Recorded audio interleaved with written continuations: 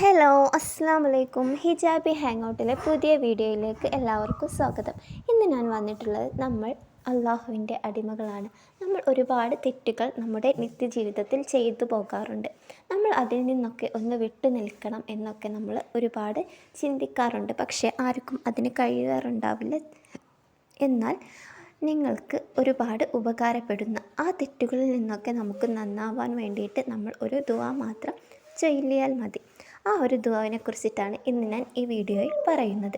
നിങ്ങൾക്കെല്ലാവർക്കും എൻ്റെ വീഡിയോ ഇഷ്ടമായാൽ സബ്സ്ക്രൈബ് ചെയ്യാനും ലൈക്ക് ചെയ്യാനും മറക്കരുത്. കൂടുതൽ അറിവുകൾ നേടാനായി ബെല്ലൈക്കൺ അമർത്തുക.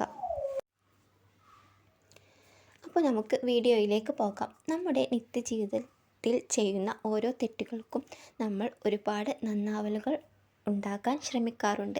ശാരീരികമായി നന്നാവലാവട്ടെ, ആന്തരികമായി നന്നാവലാവട്ടെ, ആത്മീയമായ കച്ചവടം നന്നാവലാവട്ടെ, സ്വഭാവം നന്നാവലാവട്ടെ, പാപങ്ങളിൽ നിന്ന് മാറി നിൽക്കലാവട്ടെ, ഇങ്ങനെ പലതരത്തിലുള്ള നന്നാവലുകളുണ്ട്. ആ നന്നാവാൻ നമുക്ക് ലഭിക്കും ഈ ഒരു ദുആ കൊണ്ട്. ഇത് ചൊല്ലുന്നവനും അവൻ്റെ മാതാപിതാക്കൾ ജീവിച്ചിരിക്കുന്നവരോ മരണപ്പെട്ടവരോ ആവട്ടെ, അവനിക്കും അവൻ്റെ ഉമ്മാക്കും ഉപ്പാക്കും അള്ളാഹു പുറത്തു കൊടുക്കുന്നതാണ്. ഒരു തവണ ചൊല്ലിയാൽ 1000 പ്രഭാതങ്ങളിൽ 70 മലക്കുകൾ അവനക്ക് വേണ്ടി ദുആ ചെയ്യും.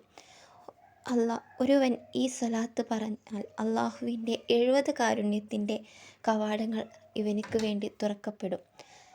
ജനങ്ങളുടെ ഹൃദയങ്ങളിൽ അവനക്ക് വലിയ സ്വാധീനം ഉണ്ടാകും. ശത്രുക്കളുടെ മനസ്സിൽ പോയാലും ഇവനോട് ഒരു ഇഷ്ടം അള്ളാഹു തോന്നിപ്പിക്കും.